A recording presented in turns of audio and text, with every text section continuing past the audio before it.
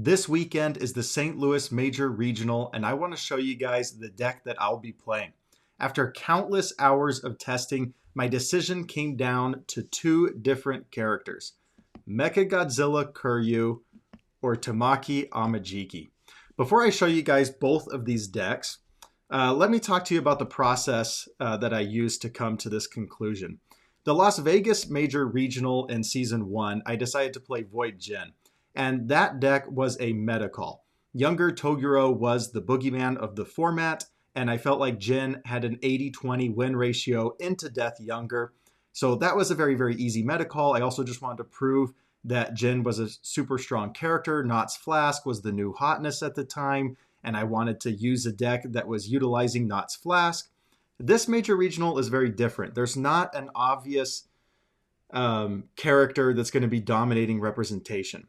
Like, of course, I do think Rodan and Toga 3 will be out in good numbers, but they're not going to see, I'd be surprised if any character sees over 10% of the field representation. And so it was really, really hard to decide. You need momentum hate for like Godzilla and Amajiki and Toga 3. You need stun hate for characters like Toga and these Order, Endeavor, and Kiryu decks. You need speed hate for characters like Endeavor 3. What about Byakko? How are you going to defend with your entire stage flipped? You need some defense on your character and some hand traps. How are you going to survive turn 2 against Mina 2, the best aggro deck in the format? What about Ochako 4? It was real, you need assets hate for all of these super powerful assets out right now, and especially for Mimic. Overhaul is still a great character. It was really hard to decide on a good meta call for this weekend because there's so many different viable strategies at the moment. So I decided against that and decided to build a deck where I was setting the terms of the match. Very, very similar to the Mirio list that I used to get top 4 at Nationals this past year, where I just decided to go very aggressive. Hey, my opponent's going to have to respond to me rather than me having to respond to my opponent. So that's why I decided for the last several weeks that I've been just testing Kiryu and Amajiki, is these are characters that set the tone of the match, and I'm playing them very, very aggressively. Amajiki, I know, you typically don't play like a glass cannon like this super aggressively. A lot of Amajikis are a little more defensive, but I took my Amajiki list and made a lot of changes to it where it's just, hey, I want to win by turn 3. So Amajiki is the character, by the way, that I will be playing this weekend. But I'm bringing Kiryu to have some fun at the side events too, and I'll probably be playing Kiryu this next Saturday for my store's local championship. Let me start off with Kiryu, and then we'll go to Amajiki. If you're just interested in the Amajiki list, fast forward this video. Hopefully only like 10 minutes. We'll see how long I talk here. The big benefit of Kiryu is that he basically explodes 7-handers before they're able to establish a super strong stage. And he can just easily wipe the floor with a 7-hander, deal 20 damage on turn 2, even through 2 blocks. Takes down their stage very quickly. I'm playing on the Order symbol. The reason for the Order symbol is that you get the best attack package and you get a ton of stun. The Earth symbol really benefits. The Earth and good symbols kind of benefit from being able to ramp foundations much faster. They get like Sword Get Longer, Mill Bonding, Titanic Combat, and other characters to really get your stage healthy faster. But the Order symbol gets access to the best EX3, powerful 3 cards. You get access to tons of really solid stun. So let me just jump into it and show you guys my attack package. Let's see, both of these decks, by the way, are just flat 60 card decks. Whenever I'm playing a deck where I want to set the tone of the match and I want to be very, very aggressive, then I want the deck to be ultra consistent. Consistency is the name of the game. I want to always be finding the same things on turn 1, turn 2, turn 3, and I probably won't even see a turn 4. So I'm 4Xing the good stuff. Starting out here on Order Kiryu, by the way, if you don't know what Kiryu does, you get to discard a card from your hand as if for EX and powerful abilities, you can do both. So for an EX3 and powerful 3 attack, you could get 3 speed and the 3 damage from your hand in addition to your momentum. And then every time you play a 5 difficulty or higher card, you're getting to draw. He's really similar to Ryukyu-1, except he's less gated. Ryukyu-1, you had to play like blank attacks. Mechagodzilla, you just have to play 5 difficulty attacks. And both this Kiryu deck and this Amajiki deck are basically just playing 5 difficulty tribal attack lineups. So that is Kiryu. The first attack that we have here is Patchwork Baby, EX3, Powerful 3, Stun 2. It's doing everything we want. On turn 2, this gets to be a 9 speed, 8 damage move. If we want it to be. It's going to be 5 damage on face because of the 4 different keywords. Then we'll add 3 damage with Kiryu. It's going to get to 3 speed. Then we can add EX at 3 with Kiryu. And then we can give it 3 speed because we played a keyword ability of 3. And so this is a 17 stats on your opening move on turn 2. That's crazy. And it has stun 2. This is very, very difficult for even the most defensive characters to deal with. In my Rodan matchups, I was finding, unless they were ultra defensive Rodan builds and they had good builds, I was still able to explode them early a good number of times. So Patchwork Baby, EX3, Powerful 3, that's the kind of cards we want. We're also going to be leaning into this stun package, which brings me to Wind Up Punch. If you've discarded a card this combat phase, you'll always have because you're Kiryu. It gets stun 2. It also becomes a 4 difficulty if your opponent has 8 or more foundations, and it becomes a 4 mid 7, so +1 damage. And it's just a nice 2 low block. This card does feel bad. The weakness of this card is combined firepower. It's that it's a mid attack, and it's not nearly as fast as Patchwork Baby because it doesn't have EX3. It's only a powerful 3. But if you go Patchwork Baby into a Wind Up Punch, you've now sent 2 very, very powerful attacks, and you've stunned them 4. And you've probably got a good thing going. Which brings me to my next EX3 Powerful 3 card. We all love it. Repeated $100 smash. Ready resources in your stage for every punch that you have. So between Wind Up Punch and this, we have 8 solid punches in our deck. Also, if we get this thing to 10 damage, our opponents can't modify our checks for the remainder of the turn. So a big weakness of this deck is that we're playing all 5 difficulty attacks, right? Because we're Kiryu. This is going to help us overcome that. Wind Up Punch can already be basically a 4 diff instead of a 5 diff. This is going to help us re-ready our stage. And if we get it high enough damage, we can say, hey, you're not allowed to breaker me anymore for the rest of this turn. And then Walk the Dog, maybe the best attack in the game at the moment. I will unapologetically say that. 6 low 6, stun 1, draw a card, powerful 3. This card just really does it all. It's going to be a 6 low 9 in Kiryu just at base since we get to discard for the powerful. It's always going to basically be played as a 4 difficulty attack because of Wind Up Punch and Patchwork Baby stunning them out. Yeah, it's just, this is the ultimate finisher in the deck. And again, it's another fake high difficulty move, whereas both of these are really 4 difficulty moves. And then we've got 2 copies of Ice Sword Execution. This is not an EX or powerful move. That's why it's only a 2X, but it does go along with the stun game plan really well. We can lead this off and tap down the most troublesome resource and have them commit all copies of it. It can also become a 10 damage move, but we're basically just playing this for the stun ability. Only 2 copies because this is a card that if the game lasts into turn 4, turn 5, this is the card we want to see. On turn 2, I would much rather see these attacks over here. And that's why it's a 2 of. And then my last attack is another 2 of. This is, again, one of those cards I would like to see later in the game, primarily because of the Deadlock Enhance. The Deadlock Enhance here says add 2 cards from your hand to your momentum, and then you get to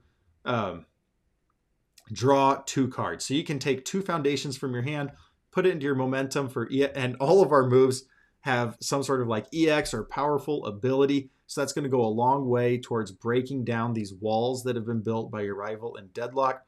This is the card I want to see when they go into Deadlock. I think it's one of the best Deadlocks in the game. Also, it's EX4.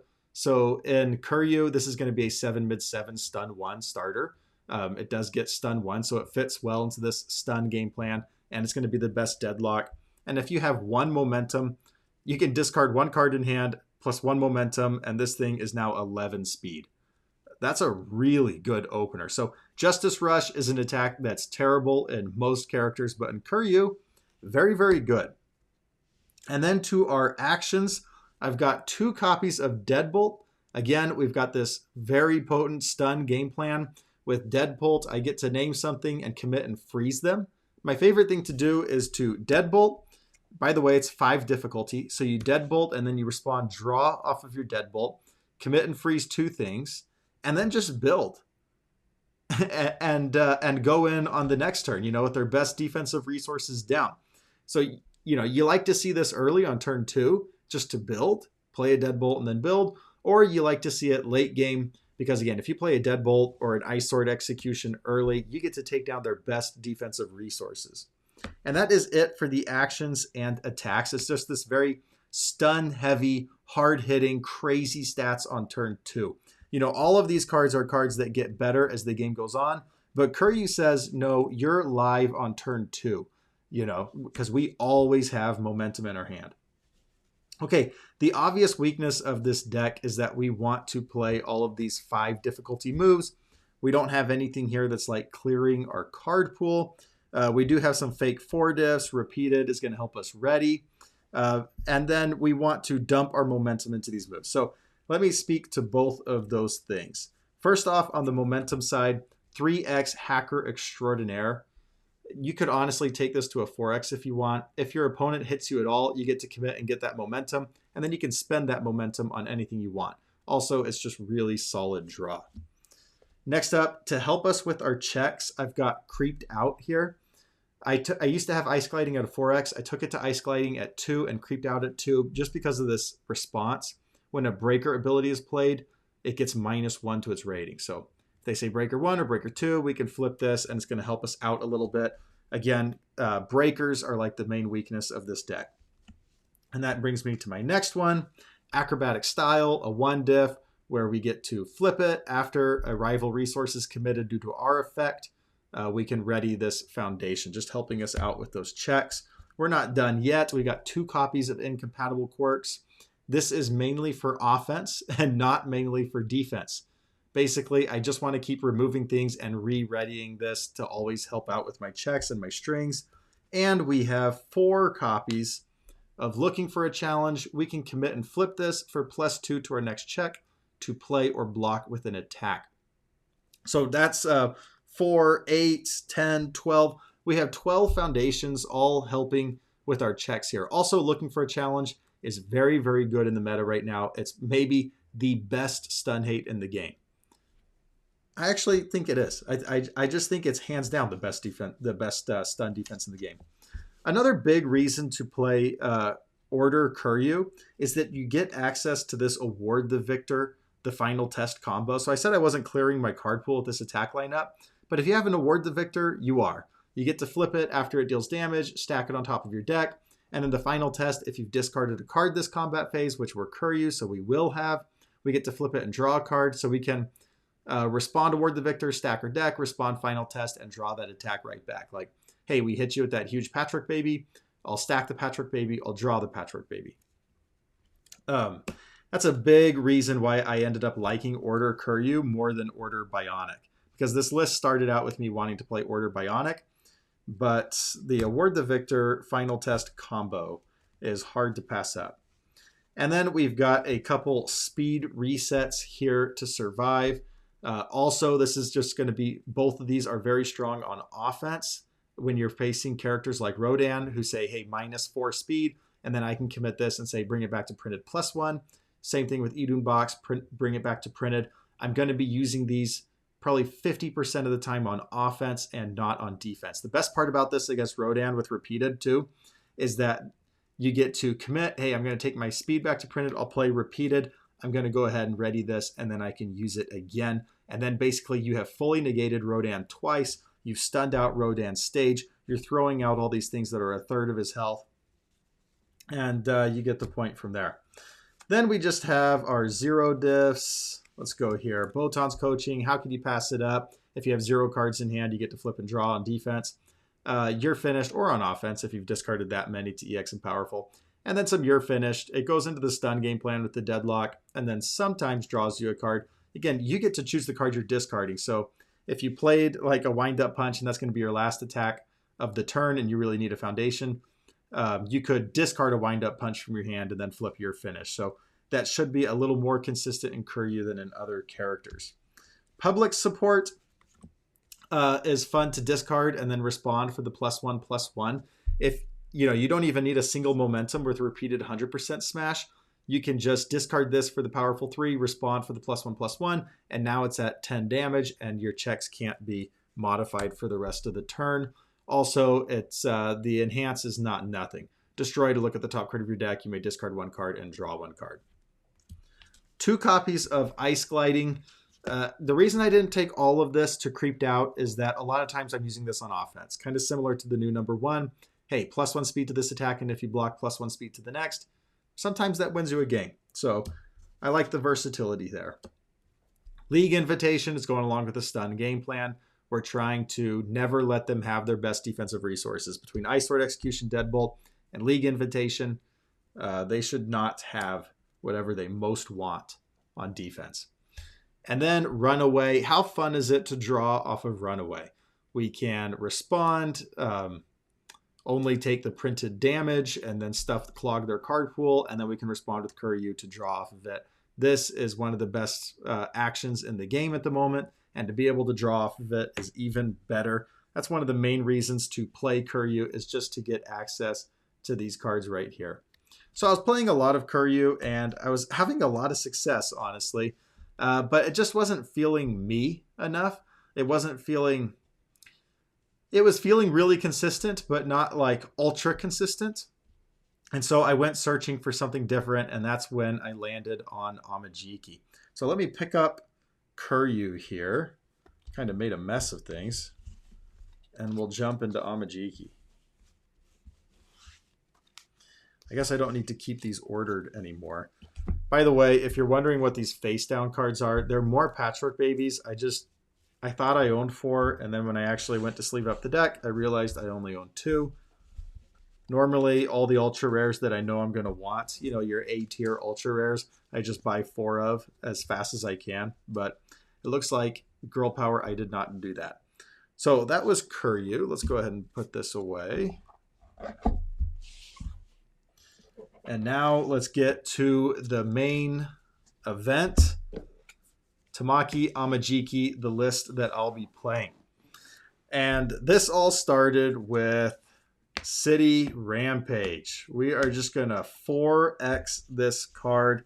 I think City Rampage is a great Kiryu card on Earth. I think it's a great gentle criminal card. But I also think it goes really well in 7-handers. And when I was looking at City Rampage with Amajiki, I was realizing all of Amajiki's best attacks are 5 diffs. And you normally have to make really hard cuts. Am I going to be a Deception Dagger Amajiki? Am I going to be an Armor of the Wolf Amajiki? Do I want to put in Vast Hybrid Chimera Kraken? Do I want to, what's the other great one? Walk the Dog, Armor of the Ape. And Black Abyss. And now we have Black Abyss. So there's, you have to make some really difficult decisions right now with Amajiki, and I'm lazy and don't want to make those difficult decisions. So what if we just play City Rampage and we play all the good ones? And then we just stop the deck right there. So this says printed difficulty of 5 or greater. You're going to get +2 to your check to play it. Basically turning all your 5 diffs into 4 diffs with a City Rampage, because this does stay in your card pool. But everything's also getting +1/+1, which can go a long way in Amajiki because Amajiki's not adding speed. Amajiki is this character that typically snowballs and takes control of the game the longer it goes on, because he always gets to put an attack into his momentum, and then his attacks are normally doing things in their momentum, either offensively or defensively. He can unflip them once per game, and then he gets this damage enhance +2 plus the number of face-up momentum you have, or damage reduction. So in a lot of ways, Amajiki actually plays like a 30 health character. If you just said he didn't have that defensive ability, you might just give him 30, 35 health. because that's how he ends up playing. This character ends up being very, very difficult to kill, and he's a lot like Godzilla, where he can just face tank things thanks to that damage reduction on face. So typically, players will play an Amajiki where they kind of snowball and they take control of the game over time. And then by turn 5, they're just kind of inevitable. They're slamming all these stats from their momentum. But this Amajiki list is different. I wanted to snowball very quickly to where by turn 3, I'm basically going to be guaranteed to have lethal in my hand if I draw any sort of gas whatsoever. So let's jump into the attack package. I'm just playing all the five diffs. First off, Deception Dagger. This, we can remove a card from our rival's discard pile. You know, for Byakko, we can remove their referee juries. For Rodan, we can remove their combined fire powers. A lot of characters seem to be doing things where they're tutoring certain cards from their discard pile. So Deception Dagger can put an end to that real quick. And it says stun 2, and then your momentum, you can give a weapon attack stun 2. The nice thing is if you play this as your lead-off attack, it doesn't even have to deal damage. Amajiki can put it into your momentum. And then Amajiki also gets this unflip ability where you can flip it, unflip it, and then flip it and use it again. So as soon as you have a Deception Dagger in your momentum, that's not stun 2, it's stun 4. So if you have one Deception Dagger in momentum, and you play a Deception Dagger, you have stun 6 available to you. There's just not many stages that can withstand a stun 6. Yeah, Deception Dagger, we just love this card. It goes really well with the new terror of the meta, Black Abyss, maybe the most expensive card that's not a secret rare in all of Girl Power. It is a weapon, so Deception Dagger can give this thing stun 2. 5 low 6, if it deals damage, your next check is +1, and then for every Black Abyss in your momentum, you can, once per turn, give it +1/+1. So if you have 2 Black Abyss in your momentum, you can say +2/+2, and then +2/+2. If you have 3 Black Abyss in your momentum, you can say +3/+3/+3/+3/+3. Hey, I'm Amajiki, flip these, unflip these. You know, 3 of these in momentum is +18/+18. That's stupid level of stats. And you get to do it, you get to sequence it correctly. So you can get around a lot of hand traps, right? Your rival can't just have a referee jury and feel comfortable if you have like 3 Black Abyss in your momentum, because at any point you could just say, they say pass, you say pass, and now they didn't use their jury, and it's too bad, so sad. So the sequencing of that is really, really powerful. If it all happened at once, then they could just immediately play their referee jury. But yeah, that is Black Abyss, and Amajiki gets Black Abyss in his momentum consistently because he gets to put it, you know, he gets to choose a card even if it didn't deal damage, and it's gonna carry the stun 2 from Deception Dagger pretty well. Sorry guys, my brain is not working as well. I'm kind of like Joe Biden right now, stumbling and mumbling over my words. It is 1:30 in the morning, and I am flying to St. Louis. I'm flying to St. Louis at 5 in the morning, so I'm leaving my house here at 3 a.m. and then I'm just going to sleep on the plane. I'm getting no sleep tonight. I didn't get any sleep last night either because my wife and I went to an AJR concert in Fort Worth, which was a blast, but now I'm paying for it. So if I'm stumbling over my words a little bit, cut me some slack, okay? Don't let this mean that I can never run for president again, or if I want to. Armor the Wolf. Okay, this is Amajiki's kill condition. This is our momentum outlet. 5 mid 5, every time they pass, we get a damage. EX3, powerful 3. The best part about this card is not the powerful 3. It's all in the EX3. We need something to carry all the damage, and we need to be able to get past speed resets in our opponent's stage, cards, hand traps like Barrier Shield, and that's where the EX3 becomes so important. Next up, I've got, it's also a slam, by the way, so we can do Steaming Sphere's power to get it to momentum. Next up, we got Armor of the Ape. It's going to get us speed and damage per momentum. I'm not a huge fan of this, honestly, although it only takes 3 momentum to fully pay itself off. You know, a 7 mid 8, that's 15 stats on a 5 diff. I'll play that every day of the week. So, you know, only 3 momentum, and Amajiki gets there very, very quickly, and then this becomes kind of nuts. It's very, very fast, too. But the main reason it's here is because it's just 2 more slams to bring a little more consistency to Steaming Sphere's power, because Black Abyss and Deception Dagger are not slams. So you find most Amajiki lists like making a decision. Am I going to play a weapon build or am I going to play a slams build? And I'm saying, let's just play both and try and have enough consistency both ways. So next up, we have 4 copies of Vast Hybrid Chimera Kraken. This thing, we can selectively commit and freeze a rival foundation. We can commit a rival asset. We've got to get through those Cape of No Returns. We can also, in our momentum, give it 2 speed. This is normally one of my favorite targets with Amajiki because the damage is no issue. Amajiki solves that on his face. It's the speed that's the issue. So if we get to use this for +2 speed and then unflip it with Amajiki and now say +4 speed, that can be all it takes to get to lethal. So that is 4 copies of Chimera Kraken. So we're just 4xing, all 4 of these. These are the 4 good ones. We're not making it. We're not going to have to cut any of them. We're just playing them all, and then 2 copies of Armor of the Ape. So that's going to do it for those. My next 2 cards are just one-ofs. We have 1 Blue Flame Surge. It's our only non-5 difficulty attack, but it's here just because it says enhance, add a card from your momentum to your hand. It's also an Omni Block, which comes up more frequently than you would think, and it's a 4 mid 2. It's fun to slam the Amajiki damage on this to make them block this, and then you pick up the attack from your momentum that you're actually going to kill them with. But you bring this to lethal with the Amajiki so that they still have to block it. And then we have our 1x Walk the Dog. This is basically our 9th weapon to bring a little more consistency to Deception Dagger, giving something stun 2. It's also like our 5th momentum out to bring a little more consistency to Armor of the Wolf. Most characters are not going to be able to block a 6 speed move at the end of a string unless they're Rodan and they're giving everything -4 speed on face. But everybody else in the game is going to struggle with that mightily, and a 6 low is all you need. Also, both of these cards are only our draw. That is the downside to all of these 5 difficulty attacks, is that they're not drawing cards here. They're all just big stats. And so both of these cards, this is drawing from our momentum, this is drawing from our deck. And that is going to do it for the attack package. Let's jump into the foundations. First off, I'm playing 10 different foundations where we're just blowing it up to get momentum from our discard pile. So Force Quirk activation is the best foundation in the deck by far. Force Quirk activation tells us we get to choose the momentum from our discard pile, put it in face up. So we get to decide, is this a time of the game we need Deception Dagger?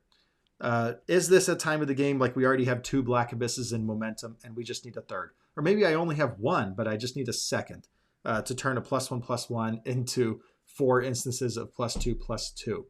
Or could this be, hey, I just need a Kraken for the speed? Basically, this tells us anything that we need from our discard pile, we can toolbox into our momentum. I've thought about taking this to a 3, but it's unique. It checks a 4. It's a mid block. I'm pretty comfortable with it at a 2 of after doing some testing. Then we have 4 copies of Steaming Sphere's Power. This says that we can add a slam into our momentum. So either Armor of the Ape or Armor of the Wolf. We only have 6 slams, so sometimes you get caught in these little situations where maybe it doesn't have its target until turn 3, but most of the time, at a pretty good clip, it's online. And we get this very, very powerful response. When our rival tries to discard any momentum, we can flip it and cancel it. That is going to go a long way. It feels like momentum hate is very, very common right now. And Steaming Spheres, even if you don't have a slam in your discard pile, is still online to just protect you as Amajiki. That's why we have to 4x this card. You're not allowed to take it down from 4x. Next up, 2 copies of Friend of Animals. Our only ally in the deck is Black Abyss, but Black Abyss is that important. We're not committing Friend of Animals with anything. It's purely a let's go find Black Abyss card, and we can blow it up while it's committed so we can use it to pass a check. Next up, 2 copies of Strategic Meeting. We can form, flip, show the top card of our deck, put it into our momentum, or if it has 3 or more keywords, add it to our hand. I really like the versatility of this. If we hit an attack, most of the time, if I already have like 3 or 4 attacks in hand, that's all it's going to take, and I would just rather add it to momentum. Like imagine if you hit Black Abyss or you hit Deception Dagger. That might seem like really low odds, but that's 8 out of 60 cards. That's a higher than 10% chance of you just hitting a game winner off the top, getting it into your momentum. or you can just go and find your attack. So we've got 10 foundations basically. We're going to go and get momentum. We're going to have momentum on turn 2 consistently, and we're going to have 3 or 4 momentum on turn 3 consistently. And 4 momentum is all you need to absolutely murder your rival. I already said that if you have 1 Deception Dagger in your momentum and you play a weapon attack, that's going to be stun 4 with this. Deception Dagger momentum with this, that's stun 6. If you have only 2 Black Abysses, you get 4 instances of +2/+2. And then you add that on where you play an attack like Armor of the Wolf, and now you can dump 4 momentum into either EX3 or Powerful 3. That's all it takes. You don't need to reach this game state of like 7 or 8 or 10 momentum. All Amajiki needs is 3 or 4, and he's off to the races. So this deck is basically designed to, we'll send out 1 or 2 attacks on turn 2, get them into momentum, and then we'll blow up a couple resources on our stage and get those into momentum. We'll protect it with like Steaming Spheres, and we're going to have 3 or 4 momentum by turn 3. Then we have 4 copies of Monster Aggression. You know, everybody on Chaos Weapon Packages loves the Foundation Deft Maneuvers, when you can destroy a Foundation for +1/+1. This is like 1 difficulty Deft Maneuvers. And it's a really nice 2 low block. We don't have a lot of lows, so that comes in handy quite a bit. But all of our attacks are 5 difficulty or higher, so destroy a Foundation for +1/+1. If you go City Rampage, you know, if you double City Rampage on your turn and you have a single one of these on your stage, you are Spike. You're giving everything +3/+3, and you haven't even done anything with Amajiki yet. Or if you just have one of these, just City Rampage and then have one of these, everything's getting +2/+2 just right off the bat, basically. And then you get to add in all of your Amajiki stats. So I love having at least 1 copy of that in my stage. That's why I've got it at 4x. We are a City Rampage deck, so training with Gunhead feels like a must play. If your check's been modified, you get +1 speed. Again, Amajiki's not adding speed, so this is going to help out there. Also, this reduce the damage of this throw attack to 2. Throws are pretty common in the meta right now, especially with Godzilla. And we're going to have Falling Skies. I wouldn't be surprised if Falling Skies is like a top 3 most represented attack in St. Louis. So that's going to be online a good number of the time. Then we've got 4 copies of Fearsome Transformations. This is the main draw power in the deck. It's just this 1 diff. It's not much, but we should always have momentum to where we don't have to discard a card. And then we have our 0 diffs. Again, this is a very aggressive Amajiki list. And so we need strong early builds. That's why I'm playing 8 0 diffs in this 60 card deck. These, whenever we blow up a foundation or stage to add momentum, we get to ready Master's Pride, basic training, and easily excited. Hey, this is just, you know, nice blocks, a little extra damage, and great deadlocks. So, I mean, they're just 0 diffs. It's going to be sad. It's going to be sad when those rotate out next year. And then we got 4 copies of Fast Friendship. Again, I've shown you 52 cards out of the 60 cards, and we have 0 defense here. Beyond like training with Gunhead. This is just a all-out aggro Amajiki list. We're going to depend on the damage reduction on face and just say, hey, we're gonna have lethal on turn 3. And then we've got 4 copies of Fast Friendship and 4 copies of Broken Psyche. So this is the extent of the defense here. It's pretty fraudulent. The Fast Friendship basically is going to help us get that 1 or 2 blocks that we need that turn. It's just a flip because, again, we're not planning for a long game. And then Broken Psyche for the damage reduction. We'll always have momentum, so this is always online. And we can take something down to 2 damage. That goes a long way in Amajiki. If we have 1 Broken Psyche and Amajiki, and we have like 4 momentum, that's -6 damage from this. You know, you probably have -6 or -8 damage whenever you use the Broken Psyche. It's going to be hard for your rival to deal lethal through -16 damage over the course of the turn. And that is the Amajiki list that I will be playing in St. Louis. This is my current plan, at least. I'm going to be playing at the that local game store. I forgot the name of it, but they're doing these like pods where the winner is going to get like a box of girl power. So I'll be there. I think most of the Let's Talk UVS team is actually going to be there. I think we're going to have 12 team members in St. Louis. It's going to be a really fun time. We went and got jerseys. Thomas is going to give all of us our jerseys. Let me show you guys my sideboard for Amajiki. This is my idea here. I've got 3 copies of Incredible Display because I hate Runaway and I hate Genkai's Guidance. You know, and Toga 3, Chaos Toga 3 likes to play both of those. I have 2 copies of Unstoppable Force because I hate Barrier Shield. It's also Deflect 2, which pairs really nicely with Broken Psyche to, hey, you thought you were going to get momentum, but now you're going to deal no damage. 2 copies of Disarming Glance because I hate Referee Jury. Basically, you can't play abilities that add cards to hand for the remainder of that attack, and Referee Jury says if it deals damage, you draw a card, so they can no longer use the Referee Jury and reset your damage down to 4. I have 2 copies of Reluctant Retreat because I just hate all of these actions. You know, I don't want Barrier Shield. I don't want Referee Jury. I don't want Runaway. I don't want Genkai's Guidance. Reluctant Retreat just tells all 4 of those to back off. So depending on the hand trap that my rival is playing, I can sight in at least 4 cards that stop it.